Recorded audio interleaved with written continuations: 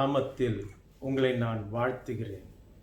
இந்த காலை வேளையில் என்னுடைய சாட்சியின் 2வது பாகம் இது. கர்த்தர் நம் வாழ்க்கையில் செய்த சாட்சிகளை சபையில் எல்லோர் முன்பாக நம்மை அறிக்கை செய்ய சொல்லுகிறார்.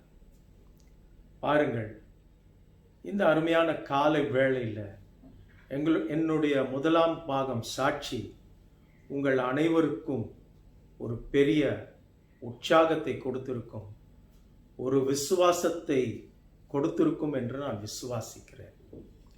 இந்த காலை வேளையில், இந்த நாளில் என் வாழ்க்கையில் கர்த்தர் செய்த மற்றும் ஒரு பெரிய காரியத்தை குறித்து உங்களிடம் நான் பகிர்ந்து கொள்ளப் போகிறேன்.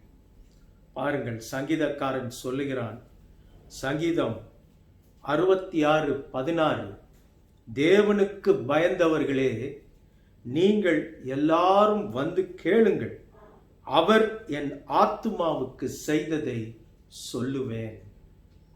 சங்கீதக்காரன் இவ்விதமாய் அழகாக சொல்லுகிறார், கர்த்தர் என் ஆத்துமாவுக்கு செய்ததை நான் சொல்லுவேன். இந்த காலை வேளையில் ஆண்டவர் என் வாழ்க்கையில் செய்த ஒரு நன்மையை இன்றைக்கு நான் உங்களோடு பகிர்ந்து கொள்கிறேன்.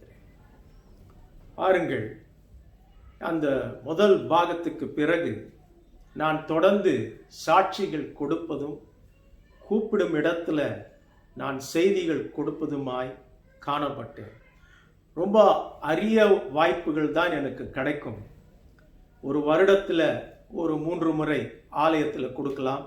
சில இடங்களில் குடும்பங்கள் வீட்டு கூட்டங்களில் என்னை அழைப்பார்கள். இப்படியாக சென்று கொண்டிருந்த காலத்தில் 2012ஆம் ஆண்டு ஆகஸ்ட் மாதம் ஒரு நாள் காலையில் நான் எழுந்து பார்க்கும்பொழுது திடீரென்று என்னுடைய கண் பார்வை ஒன்றுமே தெரியவில்லை. அப்படி என்றால் இந்த வலது கண் அப்படியே அந்த ரப்பைகள் மூடிவிட்டது. என்னால் அதை திறக்க முடியவில்லை. கண்ணில் இருந்து தண்ணி வந்து கொண்டு இருக்கிறது. எங்கு பார்த்தாலும் எனக்கு விஷன் அவ்வளோ கிளியராக இல்லை. ஸோ நான் மிகவும் பயந்துட்டோம். ஒருவேளை காலகட்டத்தில் ரைஸ் என்று சொல்வார்கள், கண்கள் பாதிக்கப்பட்டிருக்கும். அது ஒரு சீசனில் வரும். ஒருவேளை அப்படி ஒரு காரியமாக இருக்குமோ என்று யோசித்து என்னுடைய குடும்ப வைத்தியர், அவர் கண் டாக்டர், அவரை போய் நான் பார்த்தேன். அப்போ அவர் எனக்கு சில மருந்துகள் கொடுத்து, இது அந்த கண்ணில் இன்ஃபெக்ஷன் இருக்கும், இது 2 நாள் போடுங்க சரியாயிடும் என்று சொன்னார். ஆனால் எனக்கு கண்ணில் வலி இருந்தது. நான் வீட்டுக்கு 2 நாட்களாக அந்த மருந்தை போட்டுட்டு நான் இயல்பாக என் வேலைகளை கவனிக்க சென்று விட்டேன். வலி குறையவில்லை. அந்த மூடின அந்த ரப்பையை என்னால் திறந்து பார்க்கறது ரொம்ப கஷ்டமாக இருந்தது. கண்கள் சிவப்பாக கலங்கி இருந்தது. 2 நாளுக்கு பிறகும் இப்படிப்பட்ட ஒரு சூழ்நிலை இருந்ததுனால மறுபடியுமாய் நான் அந்த கண் மருத்துவரிடம் சென்று, எனக்கு இப்படி தொடர்ந்து இருக்கிறது, நான் என்ன செய்யறதுன்னு தெரியல. அப்பவும் நான் அதை பெரிதாக எடுத்துக்கொள்ளவில்லை. ஒரு இன்ஃபெக்ஷன் தான் என்று நினைத்தோம். அவர் மறுபடியும் என்னை பரிசோதித்து பார்த்துவிட்டு கொஞ்ச நேரம் யோசித்து விட்டு அவர் சொன்னார், உன்னுடைய கண்களை பார்க்கும் பொழுது எனக்கு மிகவும் கவலையாக இருக்கிறது. ஐ ஆம் disturbed, I am not happy. நீ உடனடியாக அருகாமையில் இருக்கக்கூடிய, அவர் பிரசவாக்கத்தில் இருக்கிறார், அங்கே பக்கத்தில் இருக்கக்கூடிய ஒரு நியூரோ சம்பந்தப்பட்ட ஒரு மருத்துவரிடம் நீ போ அப்படின்னார். சரி என்று சொல்லிவிட்டு நான் அந்த மருத்துவரை சந்திக்க அன்று போக முடியவில்லை, அவர் இல்லை. ஸோ நான் ஒரு 2 நாள் முடிந்துதான் நான் போகக்கூடிய ஒரு சூழ்நிலை ஏற்பட்டது. ஆனால் அந்த 2 நாட்களுக்குள்ளாக நடந்த விஷயம் என்னவென்றால், என்னுடைய கண் திறந்தவுடன் எனக்கு எல்லாமே உடைந்து காணப்பட்டது. அதாவது ஆங்கிலத்தில் சொல்ல வேண்டுமென்றால் ஃப்ராக்சர்ட் விஷன். அதாவது இந்த கண்ணை திறந்தவுடனே இருக்கிற நபருடைய தலை ஒரு பக்கம் இருக்குது, உடம்பு ஒரு பக்கம் இருக்குது, கால் ஒரு பக்கம் தெரியுது. அப்போ நான் இங்கேருந்து பார்க்கும்போது எல்லா விஷயமுமே உடஞ்சி தாறுமாறாக தெரிகிறது. அதே போல் இந்த ரப்பையை நான் திறக்க முடியல. ஒரு செகண்ட் இப்படி திறந்தோன்னா ஆட்டோமேட்டிக்காக மூடிக்குது, என்ன அறியாமலே. தண்ணி வந்துக்கிட்டே இருக்கு, வலி ஒரு பக்கம். என்ன செய்யறதுன்னு தெரியல. 3வது நாள் மிகவும் சிரமப்பட்டு நான் அதிகமாக வீட்டில் என் மனைவியிடமோ மற்றவர்களிடமோ இதை பகிர்ந்து கொள்ள விரும்பலை. காரணம் என்னன்னா, ஒருவேளை அவர்கள் அதிகமாக பயந்து விடுவார்கள். நானே ஒரு ஆட்டோ பிடித்து நான் போய் அந்த பிரசவாக்கத்தில் இறங்கி ரோடை நான் கிராஸ் பண்ண வேண்டும். அதை தான் இப்பொழுது நான் சொல்லுகிறேன். அந்த ஒரு 6 மணி இருக்கும். அப்போ அந்த ரோடை கிராஸ் பண்ணுறதுக்காக நான் முயற்சி செய்கிறேன் இந்த ஒரு கண்ணில். ஆனால் இந்த கண்ணில் அந்த விஷன் இப்படி இருப்பதுனால இந்த கண் பார்வையும் பாதிக்கப்பட்டிருக்கு. அப்போ நான் இந்த சாலையை நான் கிராஸ் பண்ணணும்னு போகும்போது எனக்கு எதிர்க்க எல்லாமே உடைந்து இருப்பதுனால எனக்கு தெளிவாக தெரியல. மெதுவாக நான் ஒரு அடியாக வச்சு போகிறேன். ஒரு செகண்டு ஒரு சத்தம் கேட்குதுன்னு அப்படி சட்டு திரும்பி பார்க்குறேன். ஒரு பெரிய பஸ்ஸு சடன் பிரேக் போட்டு அப்படியே என் அருகாமையில் அப்படியே நிற்கிறாங்க. ஒரு நொடியில் அது என்னை இடிச்சிருந்தா அன்றைக்கு மரணம், நான் மரித்திருப்பேன். ஆண்டவர் நாமம் மகிமைப்படுவதாக. மெதுவாக கிராஸ் பண்ணி நான் அங்கே இருக்கிற அந்த நியூரோ டாக்டரை போய் சந்தித்தேன். அவர் என்னை பலவிதமான டெஸ்ட்டுகளுக்கு அவர் டெஸ்ட் பண்ணார். பண்ணிட்டு ஒரு வார்த்தை சொன்னார், உங்களுக்கு வந்திருப்பது ஆக்யூலர் மயாஸ்தீமியா, கண்ணில் ஏற்படக்கூடிய ஒரு பிரச்சனை. ஆனால் 5 லட்சம் பேரில் ஒருத்தருக்கு தான் இப்படி வரும் என்று சொன்னார். நான் கேட்டேன், டாக்டர், நான் வேற எதுவுமே ஒன்றும் என்னுடைய ப்ரொஃபஷன் டீச்சர் தான், வேற எதுவுமே நான் செய்யலையே டாக்டர். இது இதுக்கும் சம்பந்தம் இல்லை. உணவு முறைகள் காரணமா? அதுவும் கிடையாது. பின்ன என்னதான் காரணம்? வயது மிகுதியினால் ஏற்படக்கூடிய ஒரு காரியமா என்றாலும் அதுவும் கிடையாது. எந்த வயது உள்ளவர்களுக்கும் இது ஏற்படும். அப்போ அவர் சொல்லிட்டு, யூஸ்வலாக இது இருந்தால் டபுள் விஷன் தான் தெரியும். அதாவது ஒரு நபர் நின்றால் இன்னொரு நபராக 2 பேர் தெரிவாங்க. ஆனால் எனக்கு எப்படி இருக்குன்னா, அந்த டபுள் விஷனோடு சேர்ந்து எல்லாமே உடஞ்சி போய் தெரியுது, முழு உருவமே தெரிய மாட்டேங்குது.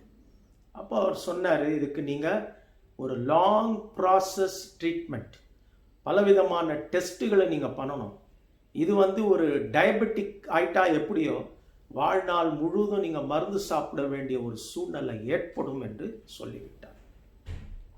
நான் அப்பொழுதும் ஒரே வார்த்தை ஆண்டவருக்கு நன்றி சொல்லிவிட்டு மெதுவாக நானே அந்த கைப்பிடியை பிடித்து பிடித்து பிடித்து பிடித்து இறங்கி வந்து சாலைக்கு கொஞ்சம் கொஞ்சமாக ஸ்லோவாக நடந்து வந்து என் ஒரு அடிக்கு முன்னால் என்ன இருக்குன்னு பார்த்து ஒரு ஆட்டோவை பிடித்து கொண்டு வீட்டுக்கு வந்து விட்டேன். இந்த காரியத்தை என் மனைவியிடம் சொன்னேன். மிகவும் நாங்கள் மனம் உடைந்த நிலையில் இருந்தோம். என்ன செய்யறதுன்னு தெரியல. ஏன்னா என்னுடைய தொழில் என்னுடைய ப்ரொஃபஷன் ஒரு டீச்சர். நான் அதிகமாக வாசிக்க வேண்டிய சூழ்நிலைகள் உண்டு. அதுபோக நான் ஒரு ஊழியக்காரனாக பிரசங்கிப்பவன், வேதம் வாசிக்க வேண்டும். இந்த நிலையில் ஒரு 2, 3, 4 நாட்கள், கிட்டத்தட்ட ஒரு வாரம் ஒன்றுமே பண்ணலை. அது இன்னும் அதிகமாகி எனக்கு பயங்கரமான ஒரு விஷனே இல்லாத லெவலுக்கு எனக்கு இருந்தது. ஆனால் யாருக்கும் நான் அதை காண்பித்து கொள்ளாதபடி அப்படியே அமைதியாக வீட்டில் இருந்தேன். அப்போ அந்த காலகட்டத்தில் நான் ஆண்டவரிடம் ஜெபித்தேன். ஆண்டவரே, நீங்கள் எனக்கு கண் பார்வையை கொடுத்தீங்கன்னா நான் வாழ்நாள் முழுவதும் வேதம் வாசிப்பதும் உடைய ஊழியத்தையும் நான் செய்வேன் என்று நான் ஒரு பொருத்தனையை பண்ணினேன். அப்போ என் கண்கள் முன்பாக ஆண்டவர் எனக்கு சிந்தனையில் காண்பிக்கிறார். என் கண் பார்வை நன்றாக இருந்த காலத்தில் நான் என்ன செய்தேன் என்று யோசித்து பாருங்கள். நம் கண் பார்வை நன்றாக இருக்கும் பொழுது இந்த கண்கள் இருக்கிறதே என்ற உணர்வு கூட இல்லாதபடி நம் மனம் போன போக்கில் நம்ம வாழ்ந்திருக்கிறோம். அப்படிதான் என் கண் முன்னால் நான் என்ன செய்தேன் என்பதை ஆண்டவர் காண்பிக்கிறார். எனக்கு இந்த இடத்துல ஒரு சின்ன காரியத்தை நான் சொல்கிறேன். எனக்கு 6 வயதிலிருந்தே என் இருதயத்தில் அதிகமாக ஒரு ஒரு வெறின்னு கூட சொல்லலாம். என்னுடைய குடும்பத்தார் ஒரு சினிமாவுக்கு கூட்டு போயிட்டாங்க. அது ஒரு 6 வயசு இருக்கும்னு நினைக்கிறேன், பெங்களூரில். அப்போ அது ஒரு பெரிய நடிகருடைய படம். அந்த 6 வயசில் அந்த நடிகரை நான் பார்த்ததுலேருந்து என்னால் அந்த மனுஷனை மறக்கவே முடியல. அதாவது அவர் எனக்கு ஒரு கடவுள் மாதிரி ஆயிட்டார். அப்போது அவருடைய படங்களை பார்ப்பது, அவரை குறித்து பேசுவது, அவர் எப்படி ட்ரெஸ் பண்ணுறாரு அப்படி பண்ணணும், எப்படி உடற்பயிற்சி பண்ணுறாரு அப்படி பண்ணணும், இப்படி ஆயிட்டேன் காலப்போக்கில். அப்போ பாருங்க, கிட்டத்தட்ட 1992ஆம் ஆண்டு வரை என்னை மாதிரி ஒரு சினிமா யாருமே பார்த்துருக்க மாட்டாங்க. அவருடைய படம் எங்கே ரிலீஸ் ஆனாலும் அங்கே நான் போயிடுவேன். ஒரு படத்தையே கிட்டத்தட்ட 20-30 தடவை பார்த்துருக்குறேன். அப்படி ஒரு ஒரு ஒரு ஒரு ஆசை, ஒரு பிரியம் அந்த மனுஷன் மேலே. அப்போது இதை என்னால் என் இருதயத்திலேருந்து எடுக்கவே முடியல. ஆனால் பாருங்க, இதை எப்படியாவது மேற்கொள்ளணும்னு நான் பலமுறை முயற்சி செஞ்சுருக்கேன். ஆனால் வேதம் சொல்லுகிறது பாருங்க, ஒரு மனுஷன் ஒரு காரியத்தை விடணும்னா அது கர்த்தரால் மட்டும்தான் முடியும். அதாவது கர்த்தருடைய வார்த்தை தான் நம்மளை விடுதலையாக்கும். சத்தியத்தை நாம் அறிந்து கொள்ள வேண்டும், அந்த சத்தியம் நம்மளை விடுதலையாக்கும். இப்போ பாருங்க, இந்த சத்தியம் உள்ள போகுது, ஆனால் உள்ளே இருக்கக்கூடிய அதற்கு மேலான ஒரு இச்சை என்னை என்ன பண்ணுதுன்னா அதுலேருந்து விடுதலை ஆகாதபடி என்னை தடை செய்யுது. இந்த போராட்டம் கிட்டத்தட்ட 2012ஆம் ஆண்டு வரை அந்த போராட்டம் இருந்தது. அப்போ நான் என் சிந்தனையில் இதெல்லாம் வருது. என் கண்கள் நன்றாக இருந்த காலத்தில் நான் என்ன செஞ்சேன்? அதிகமான படங்களை பார்த்தேன். ஒரு தனிப்பட்ட ஒரு நடிகர் மேல் அதிகமான ஒரு பிரியத்தை வைத்தேன். ஒரு கட்டத்தில் அந்த மனுஷனை நான் கடவுள் என்று சொன்னேன். இதையெல்லாம் எனக்கு ஆண்டவர் நினைவில் கொண்டு வந்தார். அப்போ நான் ஜெபிச்ச, ஆண்டவரே, 1992லேயே ஒரு உணர்வோடு நான் படங்களை பார்ப்பதை நிறுத்திவிட்டேன். எந்த அளவுக்கு சினிமா பைத்தியமாக நான் இருந்தேனோ 92லிருந்து படம் பார்ப்பதை நிறுத்தினேன். தியேட்டரில் மட்டுமல்ல, டிவியில் கூட பார்க்க மாட்டேன். அதற்கு ஏற்ற மாதிரி ஒரு நல்ல மனைவி, அவர்கள் எப்பொழுதுமே சினிமா பார்க்க மாட்டாங்க.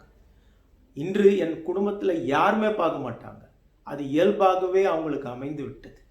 92ல் நான் நிறுத்தினேன், டிவிலையும் பார்க்கறது நிறுத்தினேன். இந்த 2012ஆம் ஆண்டு இந்த சம்பவம் நடந்த பிறகு நான் ஆண்டவரிடம் வைராக்கியமாக ஜெபிச்சேன். ஆண்டவரே, இந்த சிந்தனையும் இந்த பழக்கம் முழுமையாக என்னை விட்டு போக வேண்டும் என்று.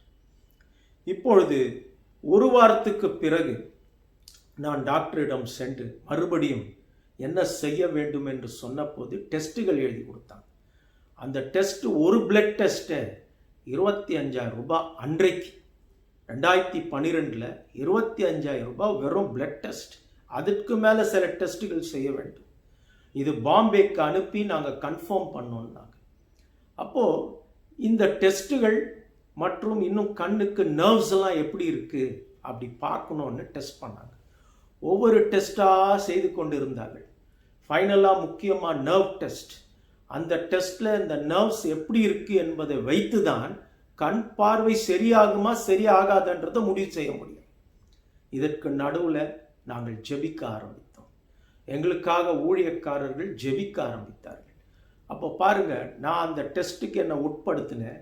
இந்த இடத்துல எல்லாம் கம்ப்ளீட்டாக அந்த ஒரு பாயிண்ட்ஸ் மாதிரி வச்சு என்னை மானிட்டர் பண்ணி கிட்டத்தட்ட ஒரு 1/2 மணி நேரம் டெஸ்ட் செய்தார்கள்.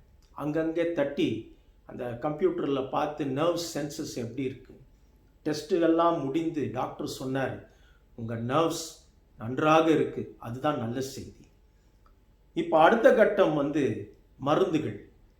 மருந்துகளுக்கு என்று வரும்பொழுது எனக்கு ட்ரீட்மெண்ட்டு ஸ்டெராய்ட்ஸ் தான்.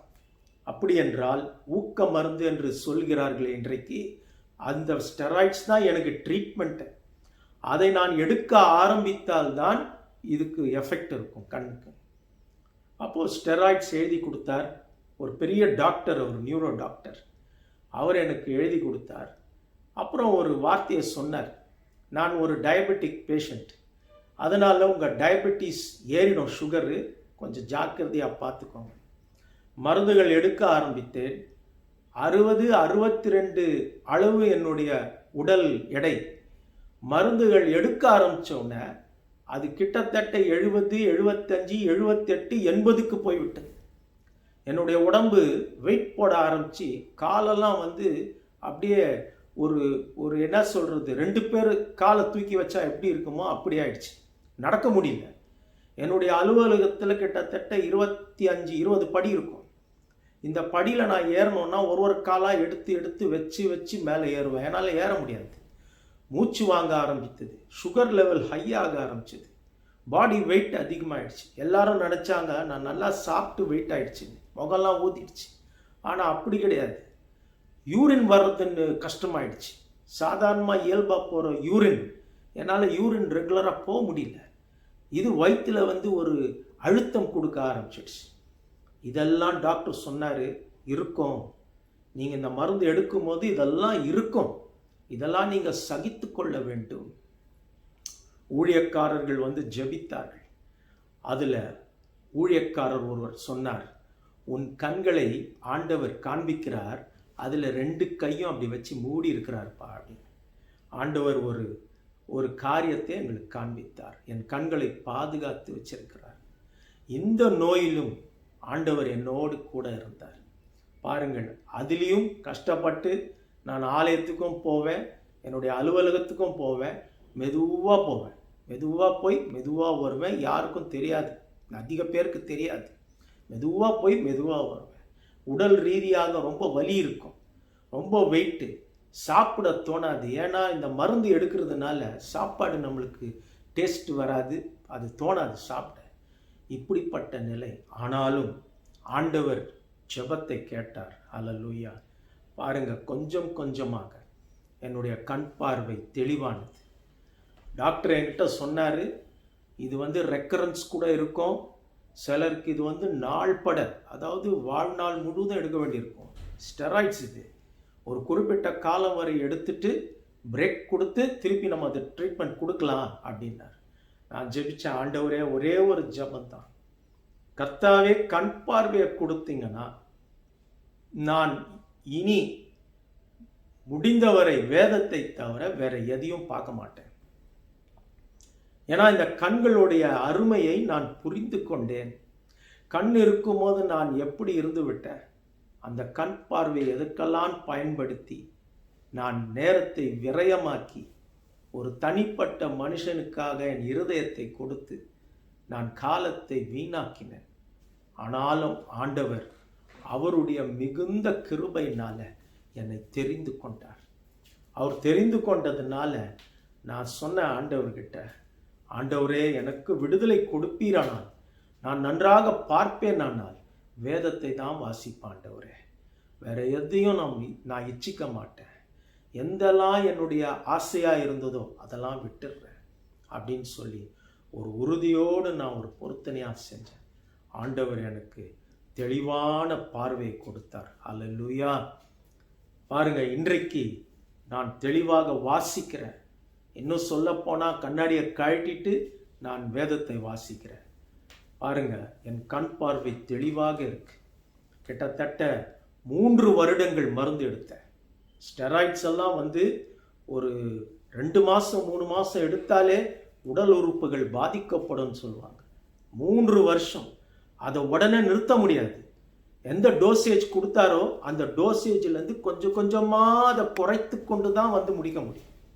2015ஆம் ஆண்டு 13ஆம் தேதி பிப்ரவரி மாதம் கடைசியாய் அந்த மருந்தை முடித்து அதை எடுத்து வச்சேன்.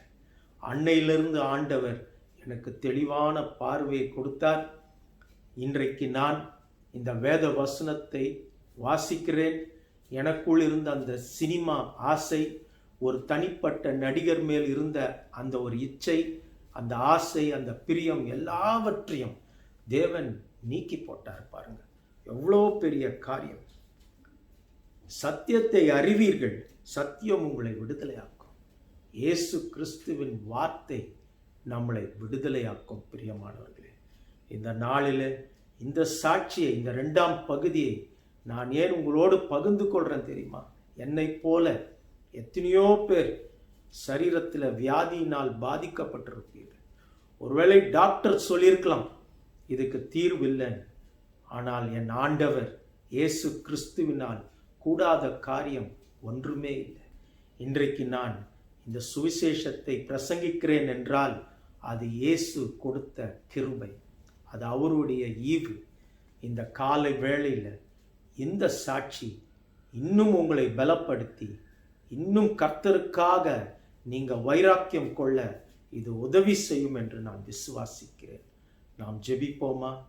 எல்லா கனத்துக்கும் மகிமைக்கும் பாத்திரமான அன்புள்ள இயேசுவாமி, இந்த அருமையான காலை வேளையில இந்த சாட்சி உம்மை மகிமைப்படுத்தப்பா. இந்த சாட்சியை கேட்டவர்கள் இருதயத்துல நீங்க தொடும்படியாய், அவர்களும் ஒவ்வொருத்தரும் ஒரு சாட்சி உள்ள பாண்டமாக மாறும்படி ஜெபிக்கிறேன். துதி கன மகிமை யாவும் உமக்கே உரியது. இயேசுவின் நாமத்துல கேட்கிறோம். ஆமென். God bless you.